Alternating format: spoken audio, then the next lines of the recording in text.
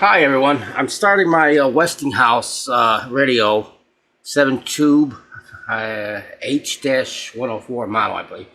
I'll get to that in a second, but I do want to show you this Phil Cole radio again, 49-504. As you can see, the dial is really bright. That's that white paper that I put in there. It makes those numbers even show really nice. And you hear that? A black kid with the book is acting white? That's on 550 kilohertz. Acting white. Well, it's perfect all the way down the dial. 2004, less than 20 years ago. Nothing has been done to all the way down. This spot on slur. So I'll let you go with that, but I just want to let you know that it does look nice. That white paper that I put in there is really showing off the dial really nice. I'm really happy with the outcome now.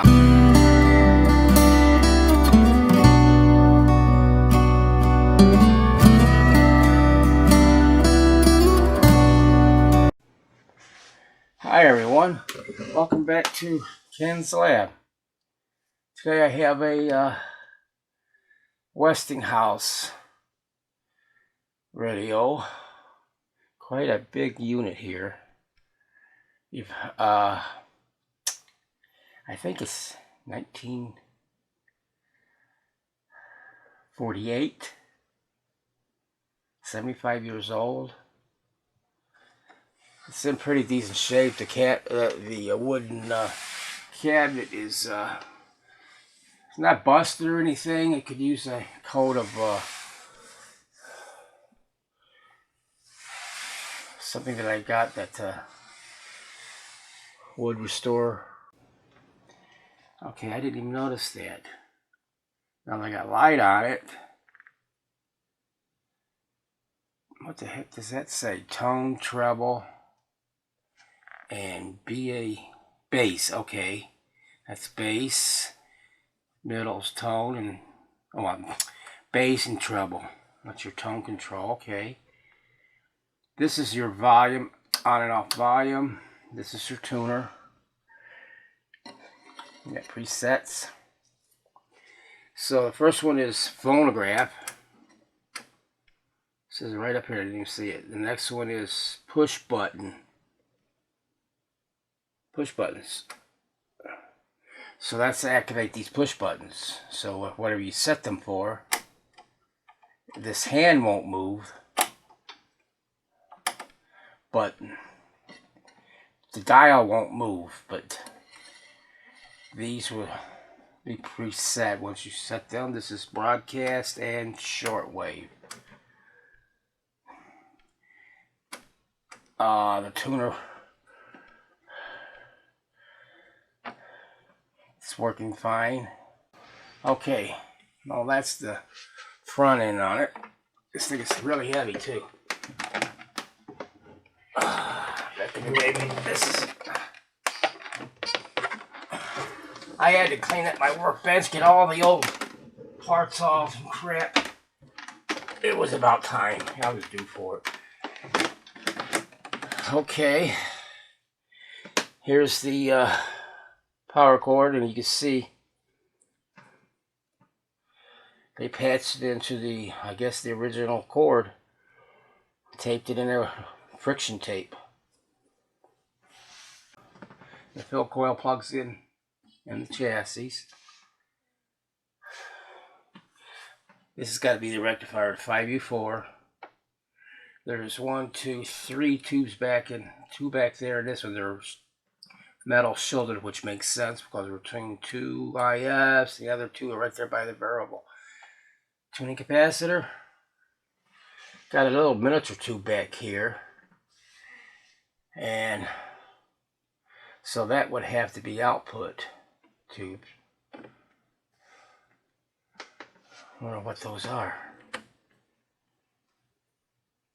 6K6. What's this one? Oh, I love these. 6K6. Huh. Now those are your output tubes. Well, look at this. Hope you're seeing this. This is asbestos. And I bet these tubes get hot. So this is a push-pull type circuit? I don't know. I have no clue. I don't know about this radio yet. I see the 1, 2, 3, 4, 5, 6 trimmers back there, tuners to set the presets. Okay, it's got 2 dial lights. The cord is dial cord is really strange. It comes down and it comes down on part of the chassis, then goes back up. It's kind of weird. This is an antenna. It doesn't have a back. Never came with one. The antenna goes in here. The loop antenna is just nothing but a wire. And it looks like it comes up at the bottom. Yep. Alright, it's got legs on it, so kind of loose. I'm going to have to tighten them screws up. But it comes down on the bottom and comes through here. Back around. All around here. Okay, so that's your loop antenna. Okay, let me get these off. Take the knobs off. Go to the bottom real fast. See what we're up against. Oh, boy, this is baby heavy. Yeah, here's the antenna coming down. The loop antenna, and that's original because of the staples. These got rubber grommets on the outside. Alright, I gotta take these off. Let's see how easy these knobs come off. Now, what's easy?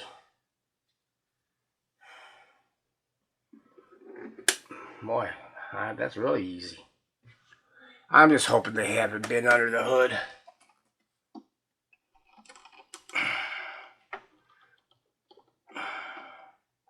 Yeah, they're coming off pretty easy. Usually, sometimes you find some that are... There you go. Knobs are off.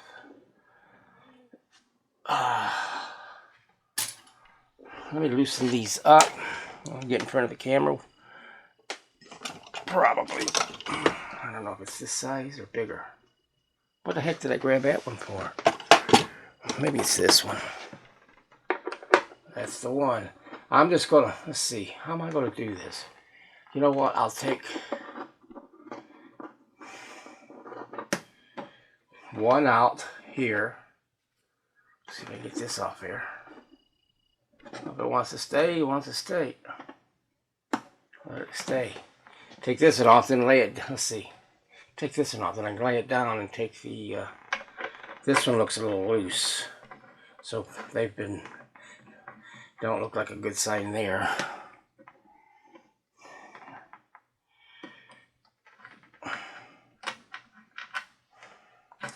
They're staying in place. I'll get this just a hair loose. I want it. I'll loosen it being on its end like this.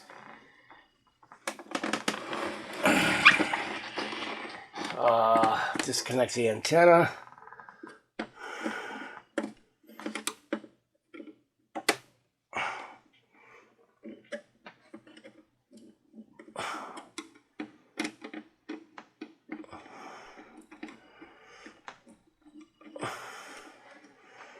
There's one. I'll see if I can put it up on top up there. Kind of keep it all the way. And this one I can just lay in the bottom. Yo, LL, let that stand for loop. Gotta loosen a little more, I suppose.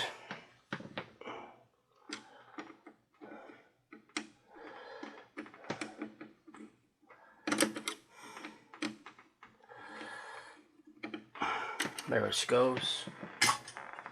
It just hangs there. Alright, now I can get to the other screw down here. Hopefully it'll slide out. Speaker's unplugged, antenna's unplugged, knobs are off.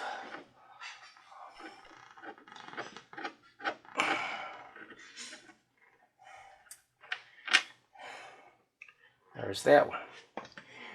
Okay, let's turn it around.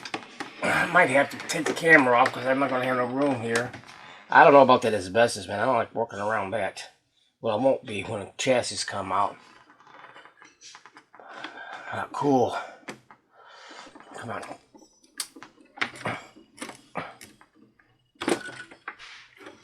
Well, it's coming out.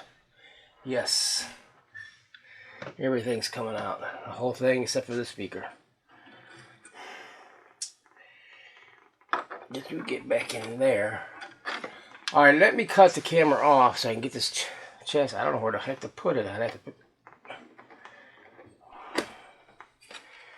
I'm just so worried about the under that hub. It's got to be lifted. Oh, you know what? I bet that antenna... No, it ain't under there. Well, they thought about that, didn't they? It's under the bottom. That's why they did that. See what I would think. Wow. Yeah, it's got rubber washers on both ends. Alright, I'm going to take this, lay it in my lap. This is, oh, it's kind of weird to get this notched out there. Well, the other end too. It ain't too dirty. But I don't know about this asbestos here. I don't like it. This is the 5. Top one's the 5. This one here should be the 20, and the 240s. So, we'll see if that works out with the continuity. Or I just trace the wires. Let me get back when I do change them filters.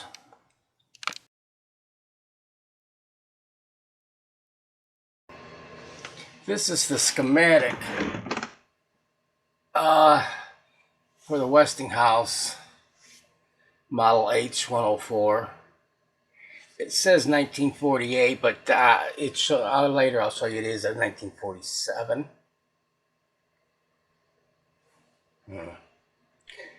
There's the schematic. Okay. Get off of there.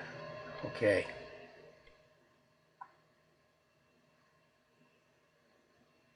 Trying to figure out which one it was. I'll find it right here. This 6SF7, the detector AVC and first AF tube. See if I can bring it up a little closer. And perhaps this way. Alright, this tube has been replaced with a instead of an octal, it's got a miniature in there. It's been modified by the manufacturer, and as you notice, here's another electrolytic in there, and it's naturally the cathode bypass at 20 microfarad. Take note of that on that tube. That's being the S6SF7 tube with the cathode bypass. Okay, that's one of the differences. There's other differences. So I'm going to go out of this page. Let me see, unless I'll show you some. Oh, there's another little item I wanted you to see. Come on, work for me. It's funny how they have the coil for the field coil. It's wrapped around there. And guess what? It is only 200 ohms here. Field resistance. 200 ohms. Changes.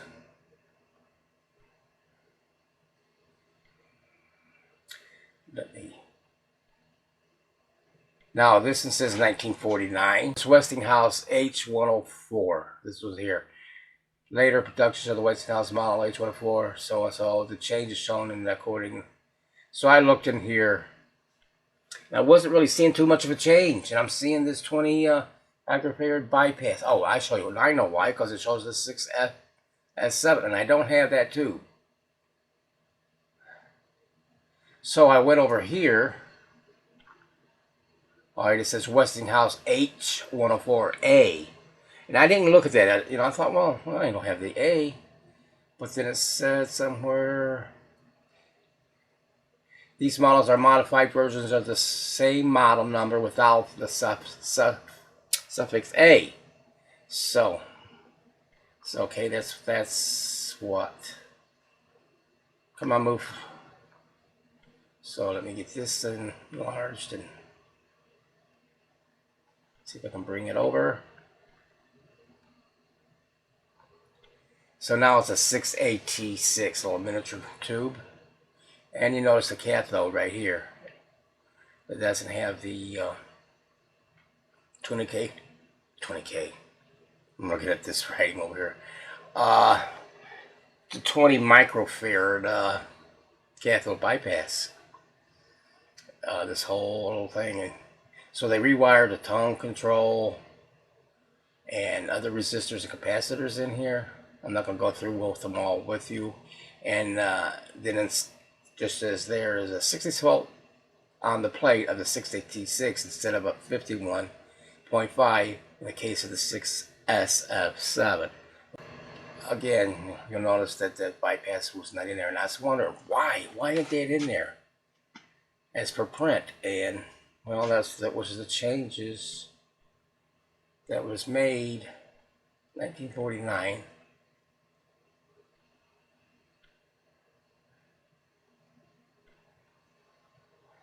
1948. So they made the changes after 48 into 49. So I probably have a 1949, and 48 to 49. So I probably have the 1949 model, because there it is again.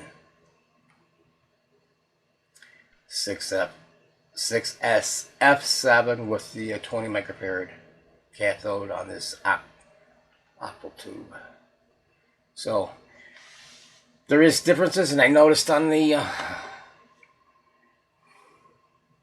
chassis that some wiring were questionable, and I went through it fine-tooth comb. It appears to be fine except for a couple of capacitors.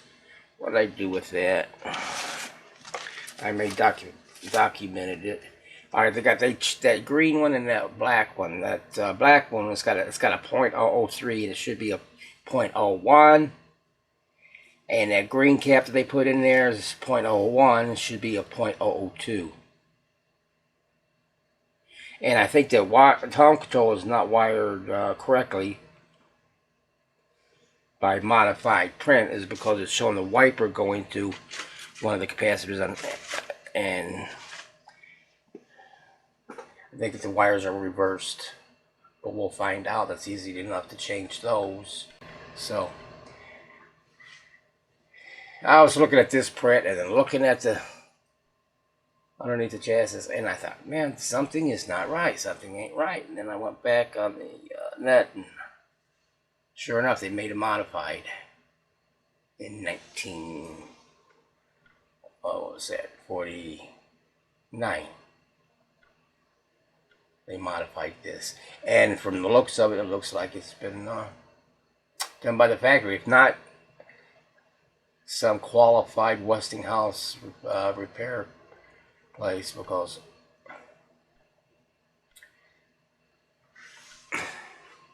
it was done, looks professionally, except for the two caps that are out of value.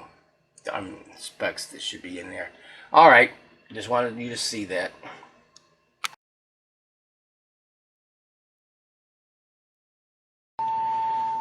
This is the speaker from my Westinghouse radio. I've got the capacitors,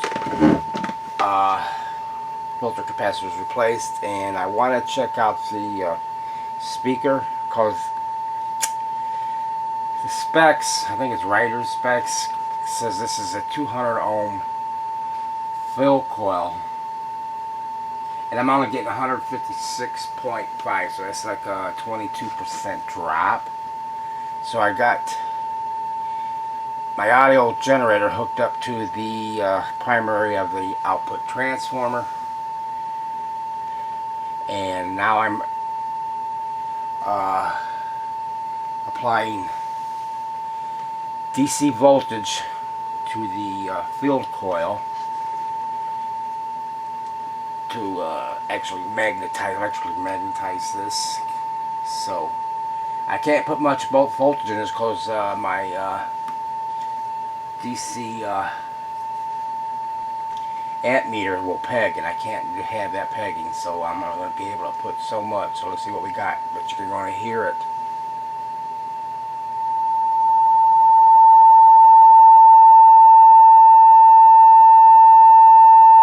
Alright, that's 200 milliamp. I can't go any higher, and that's only 31 volts going to it, which is, so that it goes to show that even though that's 22% lower in DC resistance,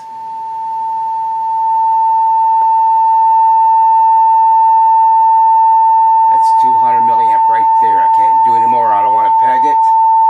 So it's 31 volts, and you can hear that it is operating properly. So, whoa, I turned it off. Turn this off. Now you're hearing just the audio generator. The audio generator does not go very loud, but it does the job for me. And so that's the way I test the coil. 31 volts. Now this you can apply, I think, from the print, this 255 volts DC to the coil, field coil. So you're only putting 31. You can see the big difference right there. Let's try it one more time.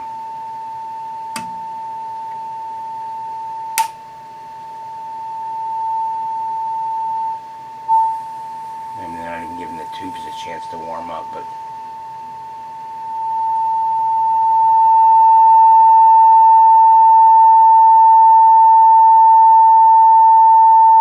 yeah, 31 volts at DC milliamps is 200. Can't go no higher because I'd peg it, and I don't want to do that. Just the audio generator with 0 volts, and then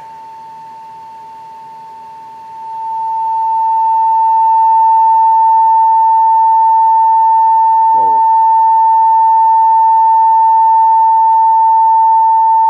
31 volts.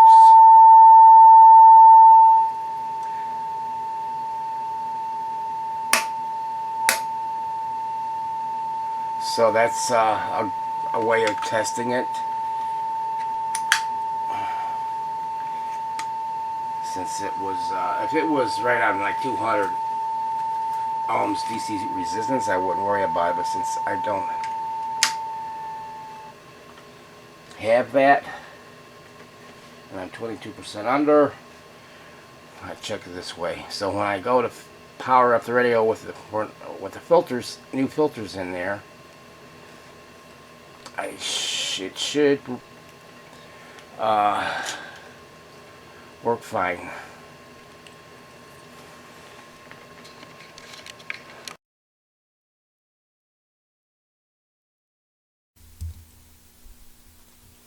Okay, if you remember when I first started looking at the radio, I had noticed that there were 2 tubes for the output tubes, the 6K6s, and I thought at first perhaps they were push and pull circuit, but no, they are in parallel. I'm just hoping that output transformer can handle. But these are the wrong tubes, 6K6s. They require a 6Y6. Even though they're the same pin out, the 6K6 can handle higher voltages. as far as the plate and grids are concerned anyway. And the 6Y6 that they call for doesn't handle the higher voltage that these do, but ironically, these only, if the same voltage is applied to them, this is only going to put out 3.5 watts, and the 6Y6, I think it is 6Y6. They're like again, I said they won't handle the voltage that the other ones would, but these put out 6 watts. So I got 2 of them out of my stock. Only 2 I have, and they're RCAs, so I'm just hoping that they're good. So I want to check them before I check the speaker. I want to check these. So I hope you can see. Okay, so I'm going to plug this one in here. I've already. Okay, it's on. Got it already on. Alright, she's already calling already. So I can check for shorts. It's already glowing. I always keep this in short so it remembers before I put it on the tube test. I'm putting my hand around here just make sure.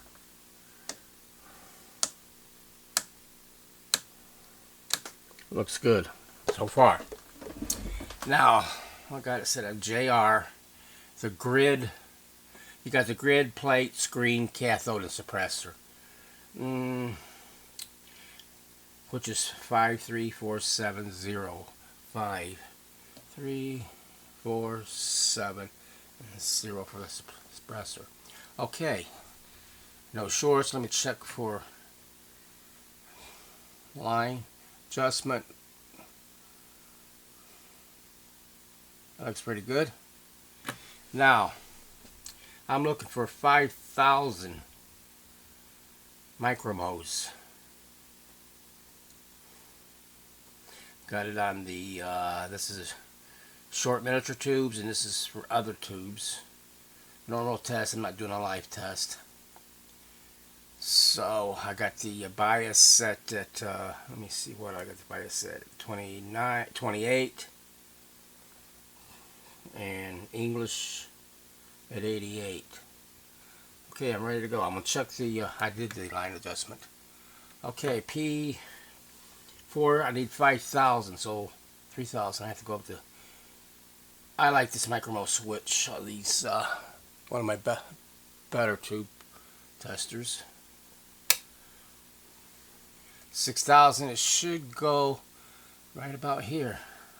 Cross my fingers, because I only got these 2, P4. Wow, that's at 6,000. That is strong. Let's put it at 15,000. Just as great. I'm reading 1,400 on. Okay, that's a P4. That's way good. That's hot. You know, these are different. I'm trying to hold down my tube saver. These are, you see the envelope is quite different. And they also have them, the 6Y3s, 6Y6s, I don't know if I'm saying 3. They also have them in another envelope. This one's a 6Y, well this is 6K6, but this one here is a, numbers are worn off on these. 6Y6GA, and then it's also a 6Y6G, which means glass. So that's so they got a different envelope, and then they got the type that's got the shoulder type, which I call Coke bottles. All right, this one's good. And I want to check this one. This one's really good. I hope they're matched. I hope they match too. I better check for shorts, so turn this down. Gotta check for shorts before you start proceeding. Oh, it's lightening up. Let's put this on 6. Alright, again, since the light's ahead of me, I want to see. It's lighting up so I can tell for shorts right off the bat. Good. Line test. Spot on. Okay. Well, here we go. Oh my lord. 14 was it on a 6,000? What was it? P4. It's about 13. If you're reading on a 3,000 scale. So it's not matched, but it's very close. And on 6, P4, that's all pegging. This is a very good tube. A strong tube anyway, let's put it that way. I'm surprised. Son of a gun. Now, if you notice also on the... See, I don't know about these. Let me turn this back on shorts. Then turn it off. They have these tubes like this, about this far apart. And now that these are bigger around, or they're going to be even closer perhaps. I think that's a poor design on their side. Since these are going to get hot, they should have had them separated a little further. You know, you put the heat on 2 tubes, it makes them even hotter, I would think. They should have had them separated, especially, you know, they're in parallel. So, I'm going to put these in, and these 6K6s I'll put aside, put in my stock. I did check one. I checked them both, but one was weak. So, I'll lay them right there on the floor, like everything else. So yeah, I got the tubes. That's the only 2 I had. And I want to make sure that I have the correct tubes in there. So, alright, I'm going to button this back up, close it up, and happy with that. And we're going to put them in the radio and power it up.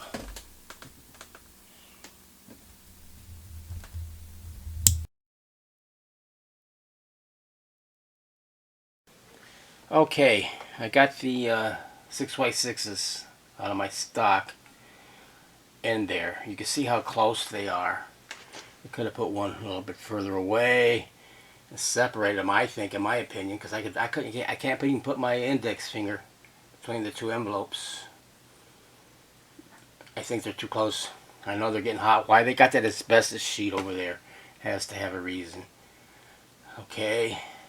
So let me show you what I did under the chassis. I didn't do much. Just the electric links right now. But I do. Perhaps I could lay it on the side here. That way you can see it better. Perhaps. Okay. This is the can. And I did. It was a 5, a 20, 40, and 40. This 20... I checked that out with my ESR tester after I disconnected it, and it's read 55 microfarad. So that was a hell of an increase. So I put the 40 here. This is, I think, the 20. Another 40 over here. And the 5. Now these are the capacitors I was talking about. Let me see if I can find that sheet again. Where they're off. This is the changes they made. So there is no cathode bypass 20 microfarad. It's been taken out. Where did I see that at? Yeah, here. Alright, this black capacitor. So see, these are the ones they replaced, and I think they replaced them after that. I don't think these are 1949s. So somebody's even replaced them after that. Pretty sure. So black is 0.003, and they got a no. Wait a minute. It should be a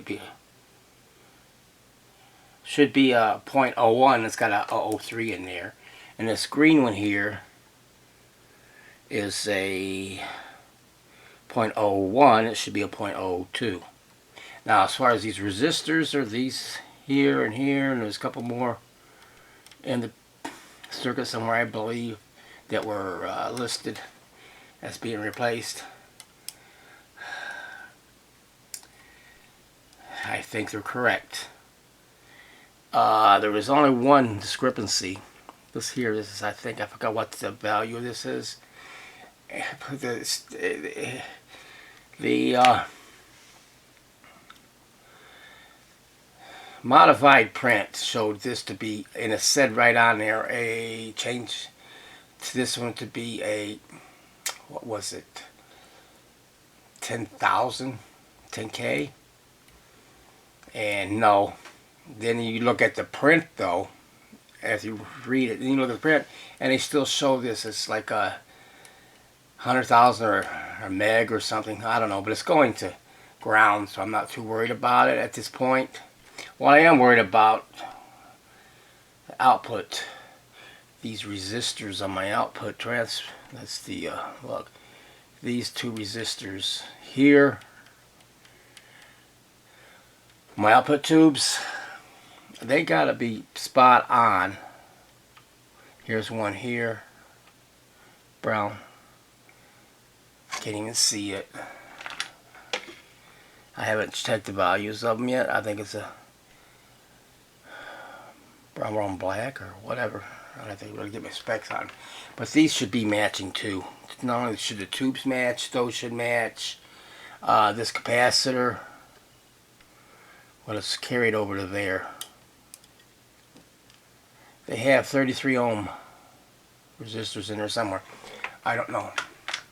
I was able to leave this flex resistor in there. Sometimes you flux them when you're working in there because it was soldered onto that 20 microfarad can. And it's 120 ohm flex, and after I got it all soldered and in place, it's 122, which it was before. So that stays as flex resistor. But yeah, there's still quite a bit of capacitors that change in here, and checking all the resistors, but we're going to give it a shot. And these, like I said, you got to adjust these presets, and then you put it on preset and you push them, and the dial won't move. It's just these will go in place. It's kind of strange, but that's the way it is. I'm going to use the old cord that's on there. It looks okay. It looks safe. I don't see that it being a problem. I cleaned this dial up. It was filthy, but I didn't take it out, but it still needs a little bit of cleaning. But let's see, I don't even know which one is in. I'll have to figure it out. This broadcast or shortwave, and this one's one. I don't know. Let me see if I can find a couple of knobs. Knobs here. Where are they at? That way I don't have to. I'm not that I'm afraid to touch the. I think it's these bigger ones for that one.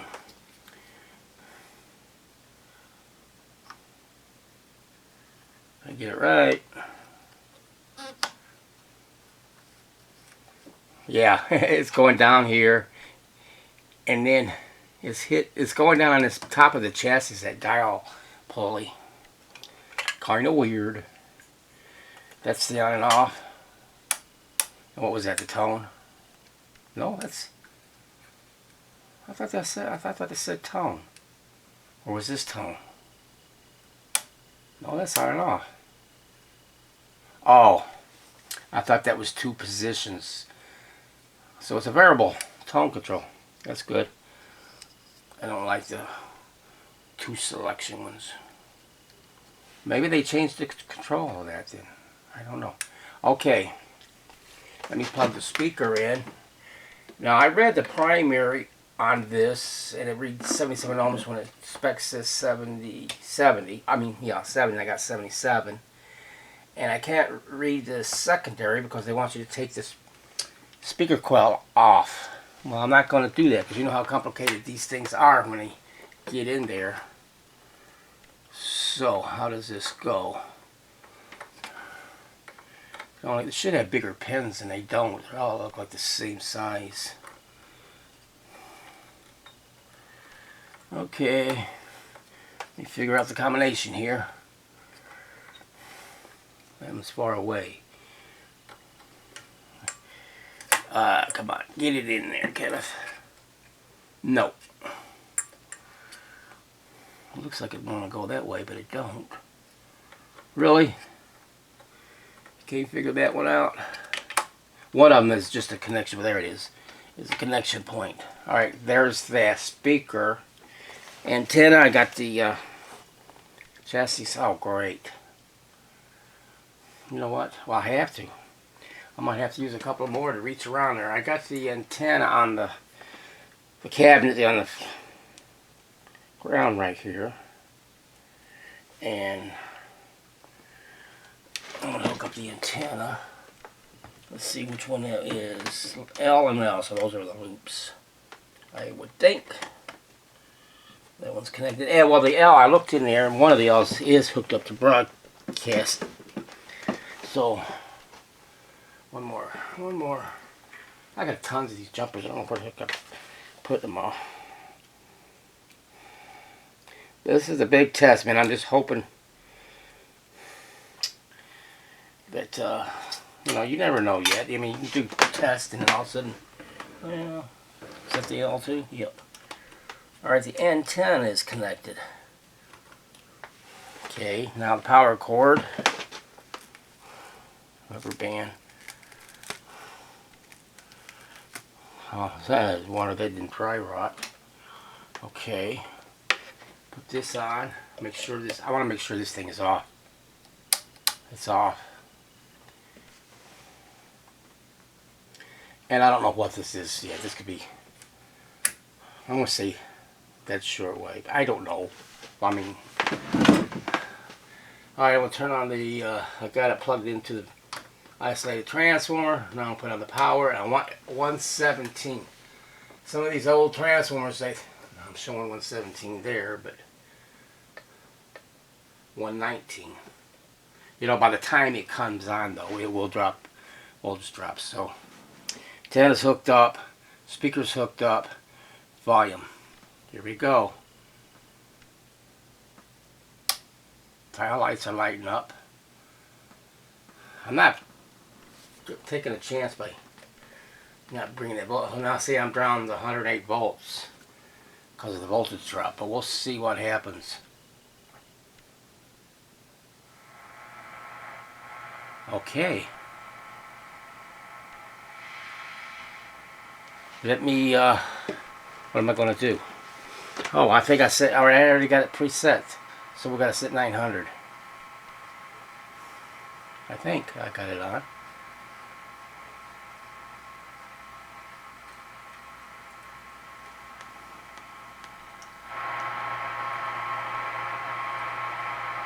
No reception.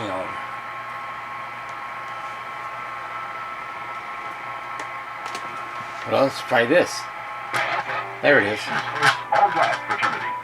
Although his mother pawned her wedding ring to help pay for his tuition, That speaker sounds like shit. earned his law degree from Howard University with an LLB, magna cum laude. Following graduation, he opened his own law office and began his association with the NAACP, eventually being named their chief counsel for the NAACP Legal Defense and Educational Fund.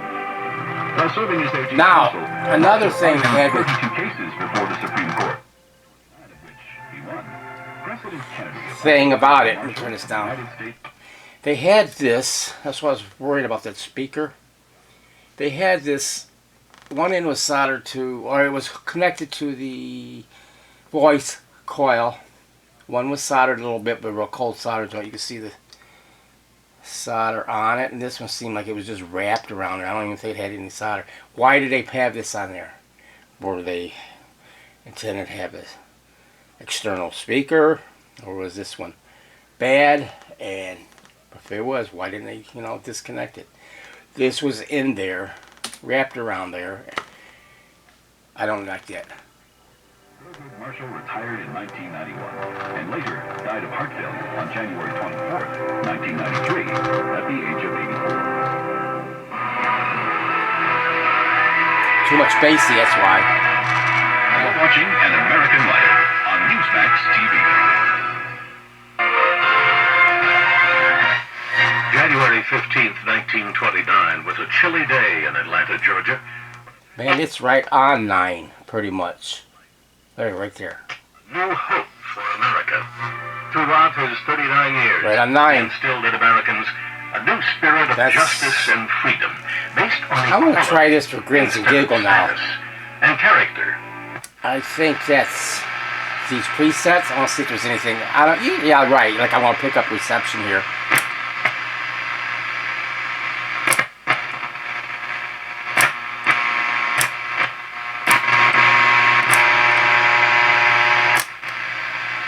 See, that's how that works. You set them. It does not have to do anything with the dial. A couple of them are for shortwave. And a couple of them are for shortwave, and I think, and 2 or 3 are for the lower scale, or a couple, and then whatever. But and you can leave that there because it's and that's, wait a minute, that's Phono, isn't it? No, that's Phono. So that's the preset ones once you set them over here. But I ain't gonna set them because I ain't got no reception. I don't know. No, that's AM, and this is shortwave. And I'm John Honey. Thanks so much for staying with us. Authorities are now identifying this person, Kim Brady Carricker, as the suspected shooter. He's pictured on social media dressing and trying to appear as a woman and also as a Black Lives Matter supporter. Joining us live from Philadelphia with the latest details is our correspondent Sarah Williamson. Sarah, heartbreaking, so many young victims in this shooting. Absolutely, there was just too many lives lost, and it's so unfortunate that some of those. It doesn't like the bass. We are going to find out more details about those victims when we do have I that did say conference. that tone control could be wire, the wiper and stuff. I'm gonna have to check that. I think the 2 wires are reversed. Why am I turning that? I'm not gonna. 34 different criminal counts. All right. Now, I'm happy with it so far. I don't have to worry about troubleshooting it. Of course, it's sometimes a good thing, I guess. But I want to get the speaker out of Dodge because I can just look at one and a little destroy it. I'm surprised it just came right on. I don't think it would have worked with that other tubes. And definitely not with that, let's put this, boy, that thing is still hot. I got it unplugged. Let me turn the variac off, got it unplugged. Let's turn this on to trying to dissipate any voltages on them. Electrolytics does help. I don't, yeah. You know this rectifier is hot. Yeah, those are getting hot. That's why they had that asbestos sheet right here. Why didn't they just pull one of these over a little further away? You just, common sense, guys. 1949. Alright, that's a wrap. I'm going to go ahead and change the rest of the capacitors, check it out, any resistors that are out of value and replace those, and maybe change those two, the black and green one to the proper, and the wiring on this tone control. Perhaps it's working, but I don't know. Alright, that's finished powering it up. Now I'll get to actually restoring the whole radio.